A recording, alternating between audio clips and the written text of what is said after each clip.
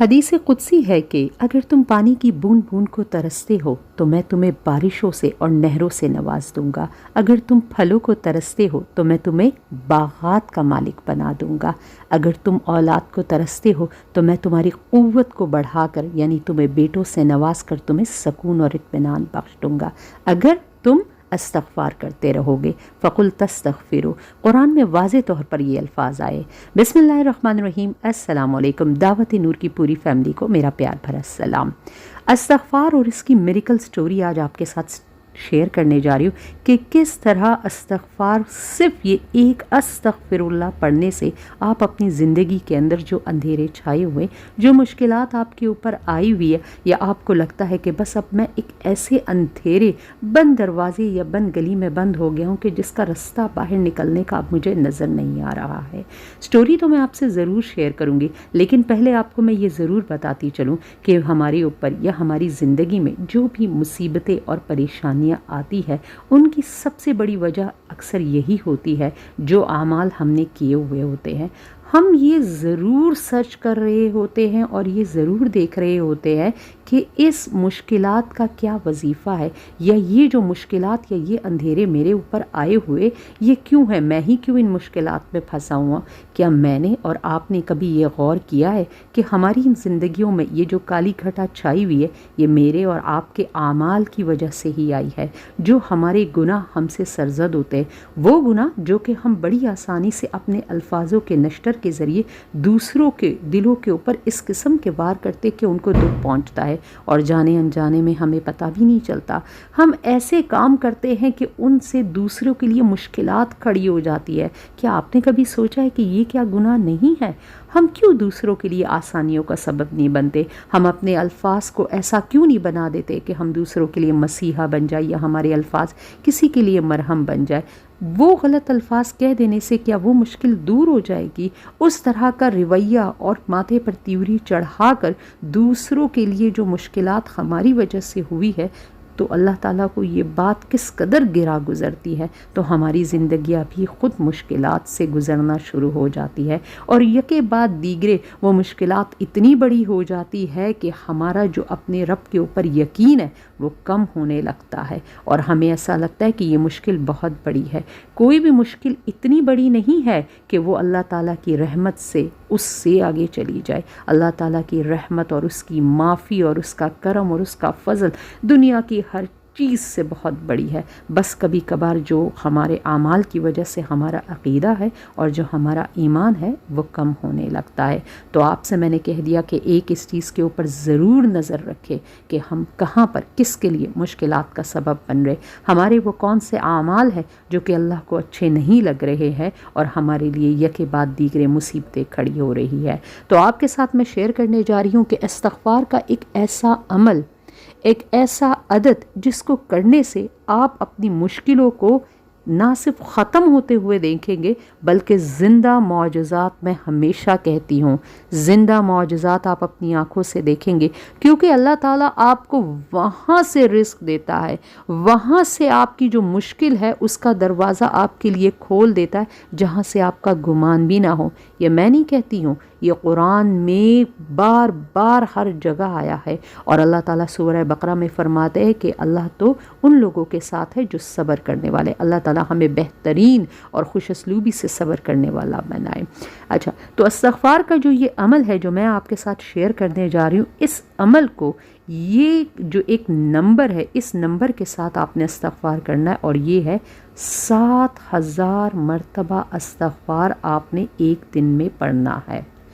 اور یہ کوئی اس قدر مشکل نہیں ہے۔ آپ 7000 کا لفظ سن کر گھبرائیے گا نہیں کہ یہ تو بہت بڑا عادت ہو گیا ہے، ہم کیسے دن میں کر سکتے ہیں۔ میں آپ کو بتاتی ہوں کہ کس طرح سے بڑی آسانی سے آپ اسے کر سکتے ہیں۔ آپ اگر چاہے تو ہر نماز کے بعد 2000 کا عدد رکھ لیجئے، اور ایک تسبیح ہاتھ میں پکڑ لیجئے یا کاؤنٹر اپنے ہاتھ میں لے لیجئے، اور اس کے اوپر آپ نے استغفر اللہ استغفر۔ میں آپ سے کوئی سید الاستغفار پڑھنے کا نہیں کہہ رہی ہوں، میں آپ سے کوئی اتنی استغفر اللہ ربی من کل ذنب اذنبتہ استغفر اللہ لا الہ الا هو الحی القیوم واتوب الیہ، اتنی بڑی لائنز پڑھنے کو نہیں کہہ رہی ہوں۔ صرف آپ سے میں سمپل کہہ رہی ہوں کہ آپ اللہ تعالیٰ سے بخشش مانگے،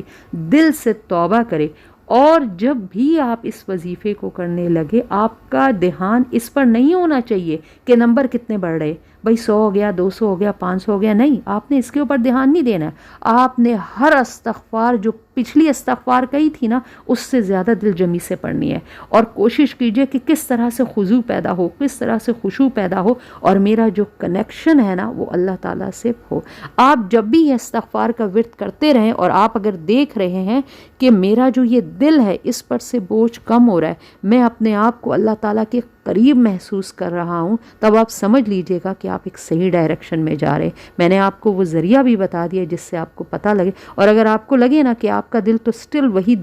دنیا کی ہی طرف مائل ہے، اور آپ کا جو کوئی وہ سیکوینس ہے وہ بن نہیں پا رہا ہے، تو ابھی بھی آپ کو جو ہے نا لا کی ضرورت ہے، ابھی بھی آپ کو مزید دھیان لگانے کی ضرورت ہے۔ آپ کا جو خلوص ہے، آپ کا جو عرض ہے، وہ ابھی بھی مراد کو نہیں پا رہا ہے۔ بس صرف اتنی احتیاط آپ نے ضرور کرنی ہے۔ شروع میں آپ کو اپنی زبان کو اس پہ لانے میں تھوڑا سا وقت لگے گا، لیکن جس طرح سے پھر آپ کرتے چلے جائیں گے نا، پھر 7,000 کے عدد کی تو کوئی قید بھی نہیں رہے گی۔ آپ گھر پہ آٹا گوندھ رہے ہوں گے، آپ استغفر اللہ کہتے رہے ہوں گے، آپ بازار جا رہے ہیں، آپ استغفر اللہ کہیں گے، آپ بچوں کو اسکول چھوڑنے جا رہے ہیں، آپ کی زبان بے ساختہ استغفر اللہ کہتی رہے گی۔ اور یہ جو استغفر اللہ ہے، میں آپ کو کہوں، یہ ہمارے گناہوں کو دھوتی ہے۔ وہ جو مشکلات جو ہمارے اعمال کی وجہ سے ہمارے اوپر مسلط کر دی گئی ہے، یقین جانیں جب گناہ ہی دھل جائے،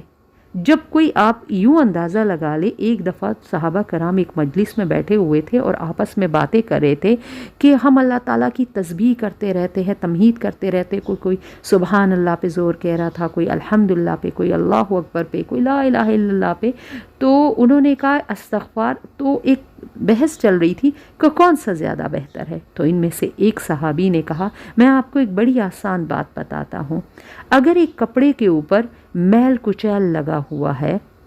اور وہ خراب ہے اور وہ صحیح نہیں ہے، وہ ناپاک ہے، تو کیا آپ اس کے اوپر جو بھی عمل کریں گے تو آپ کو کیا لگتا ہے آپ کا وہ عمل قبول ہو جائے گا؟ تو صحابہ کرام نے کہا نہیں۔ تو انہوں نے کہا بالکل یہی ایک چیز ہے کہ جب تک سے ہم استغفار نہیں پڑھیں گے، ہمارا اندر، ہمارا دل گناہوں سے پاک نہیں ہوگا اور اللہ تعالیٰ ہماری بخشش نہیں فرمائیں گے، تو باقی اعمال کی کیا اہمیت آپ کو نظر آتی ہے؟ سب سے پہلے تو استغفار کو زیادہ سے زیادہ کریں، اور یہی وہ استغفار ہے جسے حضور نبی کریم صلی اللہ علیہ وآلہ وسلم نے بار بار کرنے کی تاکید فرمائی ہے۔ ہم سب جانتے ہیں کہ حضور اکرم صلی اللہ علیہ وسلم معصوم تھے، گناہوں سے پاک تھے۔ جب وہ ان کی حدیث میں آیا کہ میں 70 ٹائم استغفار پڑھتا ہوں، تو یار ہم تو بہت زیادہ گناہوں سے بھرے ہوئے، ہمارے تو دل، ہمارے تو زبان، ہماری انگلیاں، ہمارے پاؤں،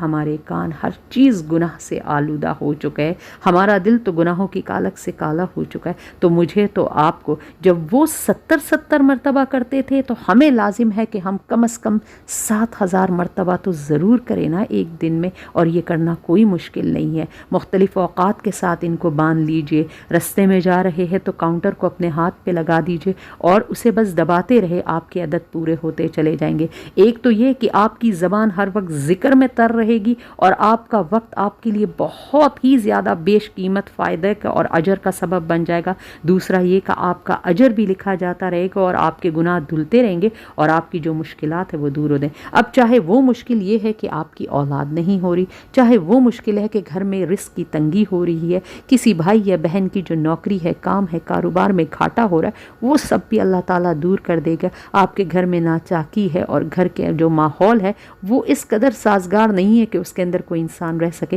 تو اللہ تعالیٰ وہاں سے در کھول دے گا جہاں سے آپ کا گمان بھی نہیں ہے۔ اور یقین جانیں آپ ہی یہی لوگ کچھ ہی عرصے بعد آ کر اس ویڈیو کو ڈھونڈے گا اور اس کے کمنٹ سیکشن میں اپنے میریکل خود اپنے ہاتھوں سے ٹائپ کریں گے، کیونکہ استغفار کو ہلکا نہیں لینا ہے۔ جس چیز کی تاکید میرے نبی کریم صلی اللہ علیہ وسلم نے کی، جس چیز کی تاکید حدیث قدسی کے ذریعے سے اللہ تعالیٰ نے بار بار قرآن پاک میں کی گئی ہے، بار بار کہا گیا ہے فَقُلْ تَسْتَغْفِرُوا، اگر تم استغفار کرتے رہو گے تو میں تمہیں یہ اس سے نوازوں گا، میں تمہیں یہ دے دوں گا، پھل دے دوں گا، باغات دے دوں گا، اولاد دے دوں گا، تمہیں طاقت اور قوت بخش دوں گا، اور سب سے بڑھ کر تمہارے دل کو سکون اور اطمینان بخش دوں گا۔ تو ہمیں اور کیا چاہیے؟ تو بس آپ نے 7,000 کے اس عدد کو، استغفار کو پڑھ لینا ہے۔ ہماری ایک بہن ہے، انہوں نے اپنی سٹوری ہمارے ساتھ شیئر کیجئے کہ بہت عرصے سے اولاد کی نعمت کو ترس رہی تھی، اور جو بھی علاج ہو رہا تھا یا کچھ بھی جو دسترس میں تھا بے سود ہوتا چلا جا رہا تھا۔ 7 مرتبہ استغفار کے اس عدد کو میں نے اپنی زندگی میں لاگو کیا، نہ صرف ہسبینڈ کا میرے ساتھ رویہ بہت زیادہ اچھا ہو گیا، گھر کا ماحول میرے لیے ایسا ہو گیا کہ ان کو تو میرے علاوہ پھر اب کوئی نظر ہی نہیں آتا ہے، اور اللہ تعالیٰ نے ایک پیارے سے بیٹے سے بھی نواز دیا ہے۔ تو امید کروں گی آپ بھی اس عدد سے اور اس استغفار بابرکت ذکر سے اپنے آپ کو ضرور بہرامند کریں گے، اور اپنی زندگی سے بھی زندہ معجزات دیکھیں گے۔ اس کے علاوہ اگر آپ کا کوئی بھی کوشچن انکوائری ہے تو کمنٹ باکس میں ضرور لکھیے گا، میں پوری کوشش کروں گی کہ آپ کو جواب دے سکوں گی۔ اور اس ویڈیو کو چاہے میرے فیس بک کے ویور ہے یا میرے یوٹیوب کے ہیں، اپنے ان فرینڈز اینڈ فیملی ممبرس کے ساتھ ضرور شیئر کیجیے گا کہ جن کو آپ لگ رہا ہے کہ ان کی ہمت کم ہو رہی ہے، ان کا حوصلہ ٹوٹ رہا ہے، تو just for the motivation in کے ساتھ ضرور شیئر کیجیے گا۔ چینل پر اگر نہیں ہے تو ضرور سبسکرائب کر دیجیے، اور ویڈیو کو ایک اچھا سا لائک دے دیجیے تاکہ یہ دوسرے مسلمان بہن بھائیوں تک پہنچ سکے۔ دوبارہ آپ کی خدمت میں حاضر ہوں گی، تب تک دیجیے مجھے اجازت۔ اللہ حافظ۔